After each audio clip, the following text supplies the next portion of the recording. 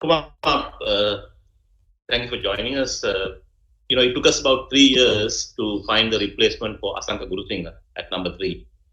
Finally, you came along, and now it's taken us 6 years to find Charit Asalanka since your retirement. How do you think in this short span? Obviously, it took you a while to sort of adjust to international cricket. How do you think the way Charit Asalanka has fitted into this enormous responsibility?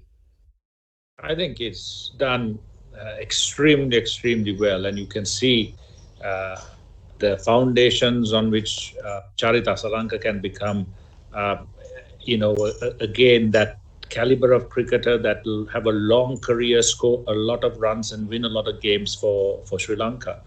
I think his ability to deal with both good spin and good pace. He seems to have a fearlessness, which is good to see because I think when the side was in transition and there were various things that needed to be set in place. One of the things that will come into any player's mind is a little bit of fear to fail because he might feel that it dropped, fear to take a risk, fear to make changes, and fear to take on the game and try and reverse pressure on the opposition. But Charit seems to have come to terms with all of that, and he looks, he's got poise, he's got the game, and now from there it's about getting his mental skills together, his game organization, and adjusting from surface to surface, country to country, opposition to opposition. But there's a huge amount there already visible to say that he'll be an excellent player. It was a bold decision by the selectors to bench half a dozen seniors in a white ball format. How do you think sort of this young team has performed in this World Cup? And if you can sort of pinpoint a few areas where we could have done better. I think overall it's been such an encouraging performance. Going in to this tournament, everyone knew it was going to be a daunting task. There were questions in everyone's mind, and rightly so, as to will this be the right team? Is this are these players capable of competing on the international level in such high pressure tournaments? And what it is that Sri Lanka as a team, with the history and the traditions we've had in top class cricket, really show off themselves in a T20 World Cup. And it's been such a heartening sight to see the way this team has gone about it. Um, they've played very good cricket. They've looked fearless. They've looked organized in most phases of the game. And unfortunately, T20 is such a volatile format that an over here, a few deliveries there, a run out here can really cost you a game because there's very little time for you to come back into a game when those mistakes occur. Um, in terms of decision making, uh, selectors or anyone else that decides on teams, uh, they're all based on the best possible information, data, analytics, and of course, experience in cricket, expertise in cricket, and sometimes intuition. Um, and picking talent is essential for that development, but then you have to stay the course with them and have the capabilities within both the cricketing structure and the expertise of the personnel to develop that kind of talent into really refined ability.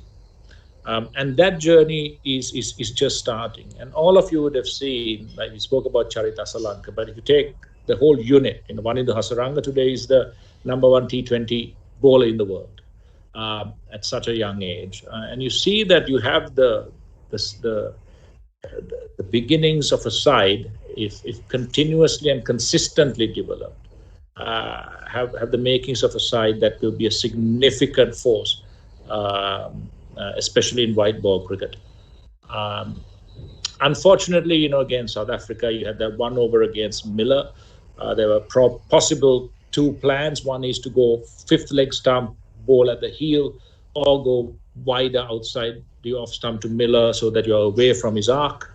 Unfortunately, they tried to execute the plan, and it happens sometimes the execution is just doesn't work.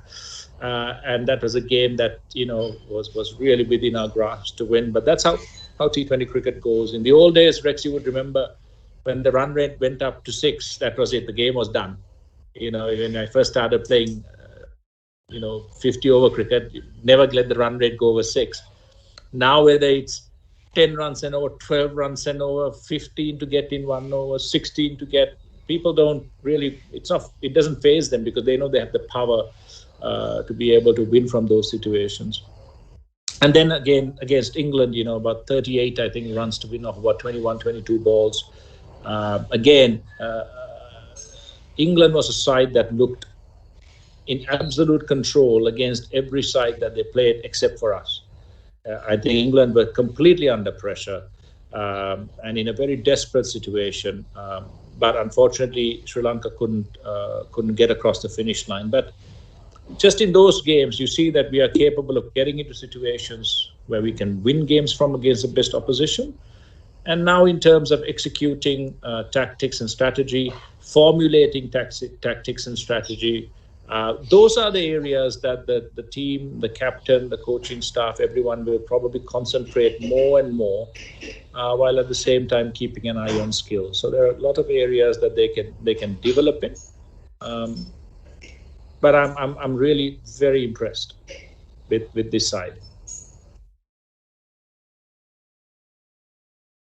Kumar, now that the tournament is reaching the business end, how do you see the performances of England, Pakistan? Do you think they'll be a favourite after the Super 12, or you think anyone can win it on any day? It's T20 cricket. All you need is one really good phase of play, or one really bad one from any side, where matches can be won or lost. So, Pakistan, all credit to them. They've looked such a good side, really good bowling attack, really deep batting lineup. They have power.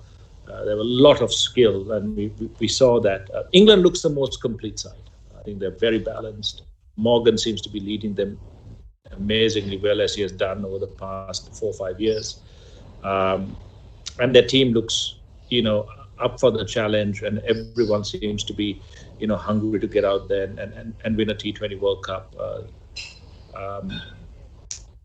New Zealand, they're very workmanlike in the way they go about their work. Not a lot of noise or fanfare, but they somehow managed to get the work done. Again, a very, very clinical side. They plan really well, and they've got the skill to execute all those plans really well.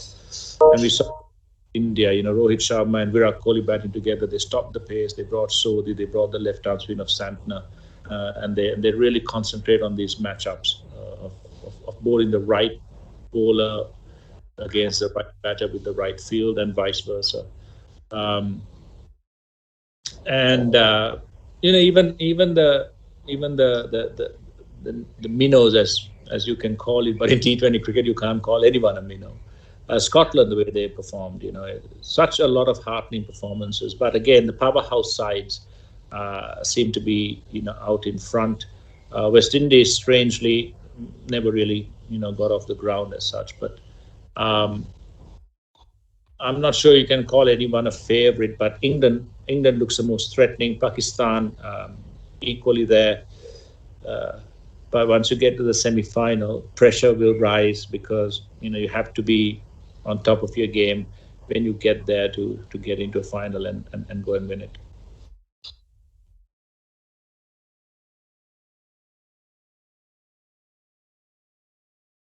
Kumar, obviously, we've enjoyed your captaincy.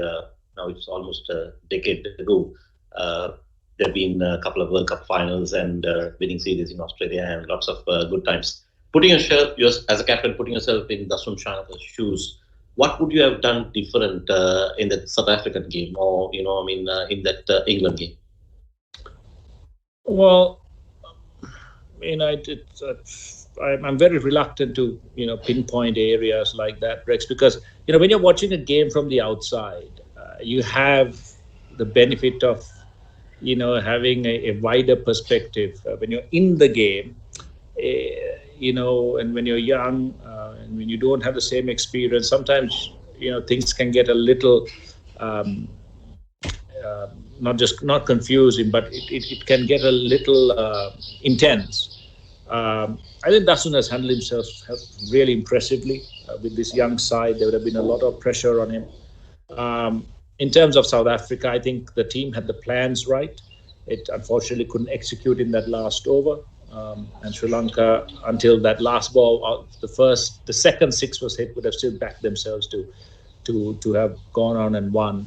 And perhaps in the England game, not bowling, himself in the 19th over, getting your half bowler or the extra bowler done and dusted by about the 14th over or the 15th over at the latest. Those are little things that you can try and do. But overall, I think the tactical readiness has been good. But that's an area I think, and I think Mahela Jayawardena being there had a huge impact on getting those tactics and strategy refined, fine-tuned, and game ready. Adding to the experience of the coaching staff. We have Chaminda Vas as the bowling coach there, Mickey Arthur as head coach, and Grant Flower there with the batting. So Mahela would have been an immense wealth of knowledge in terms of working with the analytics team, working with the players individually, and getting those plans all set. And then it's about execution. So unfortunately, they were found wanting in those two areas. But other than that, Rex, they played a great brand of cricket, and I think that we can all be proud of. Kumar, this is Champika. Kumar, we just have 1 year left for the next World Cup, and as a member of the cricket technical committee, what sort of a plan that you all are putting in place for this team to go forward and make an impact at next year's World Cup? Yeah, we have quite a few plans that we've communicated and things that we're discussing to set in motion to try and support the journey of the Sri Lankan main national side. Then you have your development and A teams, and of course your under 19 sides as well. And every step of every side and every age group in that journey is important. So is the first class structure in terms of competitiveness.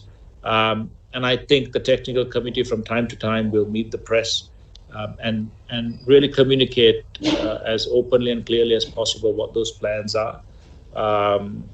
We suggest what we think are the best steps and the best way forward with our expertise to Sri Lanka cricket, and then they have that decision-making capability beyond that.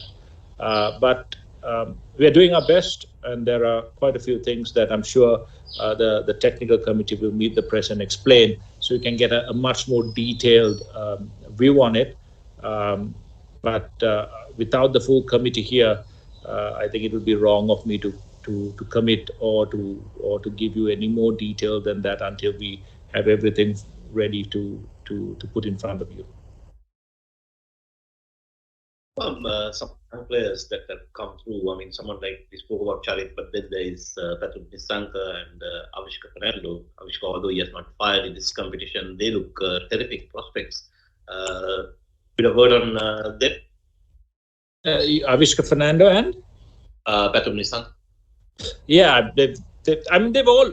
Everyone's looked good in at various stages. What I love to see is the confidence that they have. Vanidu Hasaranga, when he bowls or bats, they take the bowling on from ball one.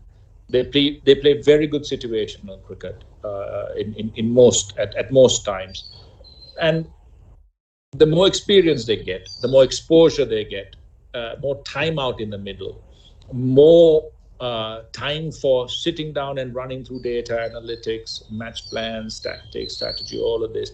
They will just become better and better and better. The captain will become better and better and better. Decision-making capabilities will become better. And when that matches up to this, this explosive, exciting talent that the team has, that's when you receive really mature, seasoned decisions being made and cricket being played. So again, like I said before, Rex, exciting to have these young players, exciting to see their brand of cricket, and exciting to see their confidence. Mickey Arthur, Kumar, I mean, seems like that he's got a couple of offers from one from Derbyshire apparently, and his contract is up to end in December. I think will be moving forward with him, or will be sort of looking for a replacement? Is it look? I don't think I can answer that question fully as yet, Rex. There is an evaluation, a lot of feedback to be sorted through, and that will be directed to us at some point from SLC for us to discuss, and then perhaps make our own suggestions. But at this time, unfortunately, I can't give you a very definitive answer. But you're looking at a World Cup, you're looking at a young side, you're looking at a few volatile years as well, and I think everyone's partnered in a journey as best as they can, and beyond that, I just don't have enough in front of me to be able to give you a clear answer on that. Yeah. We obviously had three of Sri Lanka's leading players suspended, Kumar, Kusal, Danushka, and Niroshan Patel. When they come back side probably next year, what are the changes that you would like to see from these players when they fit into the group? Perhaps a little bit of common sense would be good. Three extremely talented players, and what a loss it has been for Sri Lanka cricket in terms of not having their services available for selection. But at the same time, SLC had sent a message very clearly, and the team had as well, that commitment to the team's discipline, the expectations of the cricketers is important, and it's a non-negotiable. And as such, they were handed significant bans and fines. And I just hope that they learn from this and they come back stronger. And I'm sure everyone will welcome them back, and also hope that they will start thinking not just on the field a bit better, but off the field as well. When the seniors were sort of set aside, Kumar, there was a feeling that people were not sort of pushing hard. They were not, sort of going all out and, giving their 100% maybe. With the change of culture, we seem to be sort of getting the feeling that there's a lot of passion, a lot of commitment, and a breath of fresh air. Analyze the team 6 months back and now on. What difference you see as former captain? I think the change of culture, Rex, has to come from a lot from within the team as well, from the players themselves. I think the players have to take some time, really think about what they're doing and how they're doing it, and really get together as a leadership group. And if you want to set a culture, it has to, the players have to buy into it. The coach, whoever else can come and demand things of the team, but if the team doesn't buy into it, it's very difficult to change the status quo. And I know sometimes it looks from the outset that maybe there isn't the same passion, whatever. I'm very kind of reluctant to say that, because I've been in sides where we've had terrible losses, a few bad tournaments, but I know that every player has a burning passion to play the game. They might play it for various reasons, and various things might motivate them. But the key is to use those motivations to give off your best for your team and for the country when you go out into the field. And I think everyone really wants to do that, and always wanted to do that. But sometimes, if you have if you have a culture where you have to look over your shoulder, not sure whether you get into the next team, what's going to happen to me if I don't score these runs. If that continuous doubt is there in your mind, it's very difficult to break out of that, especially when you have a team with a lot of youngsters. So this new culture is just giving them more certainty, more consistency, more confidence, and telling them, we value you as players, as individuals. This is what we want to set in terms of the brand of cricket we want to play. This is the kind of excellence we want to have in our decision-making process, in our planning process, in the way we play. And the players seem to have really bought into that and are really trying to set that culture again, where you see on the field this kind of positive energy, always trying to fight, always trying to win. And it's that impact of the overall culture. So every player has a role to play in that. In terms of setting that in stone and taking it forward and improving it. Extremely proud to have a Sri Lankan as the first non-British president of the MCC. Kumar. How did it go, and are you done with that now? Yeah, my tenure finished 1st of October. Claire Connor graciously accepted my invitation to follow me as president. She'll be phenomenal in her role. She's an exceptional individual and has done wonders for making cricket a game for everyone, not just in England but all over the world. She's been a star as a player and also as an administrator, and it's been a really wonderful time. I've had so much support from everyone at MCC, the committees, the membership, and it'll always be a place that I will always go back to and really enjoy spending time in. And Kumar, obviously you did a lot of work to get cricket back in Pakistan in your role as president of MCC. How disappointed are you to see teams pulling out of Pakistan in the last minute? Yeah, it was disappointing to see that tours aren't going ahead. I'm not sure. I'm not party to or privy to what the exact reasons were, or whether there were security concerns and what they were. It's also been a very unusual year, Rex, in terms of COVID, in terms of bubbles, in terms of stressors on the players mentally, time away from family. So all of these things will have a contributing factor. But taking cricket back to Pakistan is such an important thing. You see how well they play and what a glorious side they are. And a lot of them haven't played any, cricket in front of their own, in their home grounds or in front of their home fans in their own country. So I think cricket will go back sooner than later, and everyone, whether it's the Pakistan Cricket Board or the international boards or the ICC, must commit to that journey with everything that is required, of course, security, all of that in place. And I hope to see cricket back in Pakistan soon. In 2015, you offered the post of Sri Lanka's High Commissioner to UK, which you graciously declined, saying there are better people than me. But you also said, let's see in 5 years' time. So now it's been. Any suggestions, Kumar? Are you free to sit any post? No, I think I've just started a new job with Rajasthan Royals that take up a lot of my time. And again, there are a lot of better people than me to take up those posts. And as you said, that Mahela spent some time with the team, and it was a welcome move. Lots of people agreed that lots of good things happened during his stay with the team. Any possibility of us seeing that you're getting involved with Sri Lanka at some stage? I think we're all working as hard as we can to support the team and Sri Lanka cricket. We're contributing ideas, our time. We're spending time with players, talking to support staff.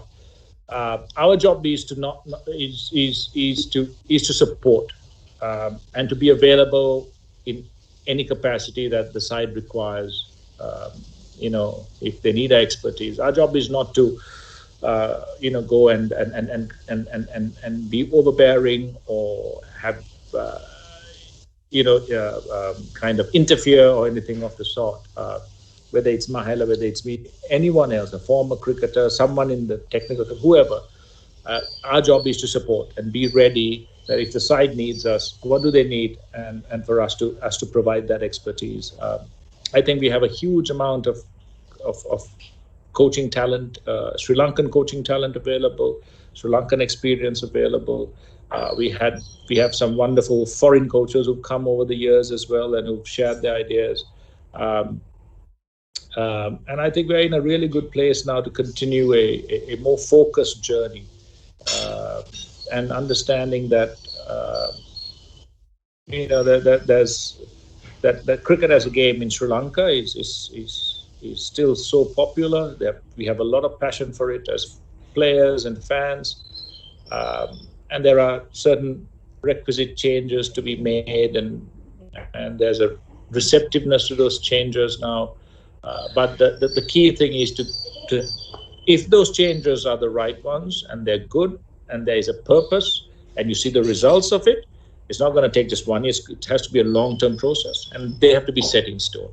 So you can't change the times or with the like or dislike of anyone in addition making capacity. The only way it can change is for it to get better, and not for any other reason. And they have to be for cricketing reasons. So it's something important that we have to set in place.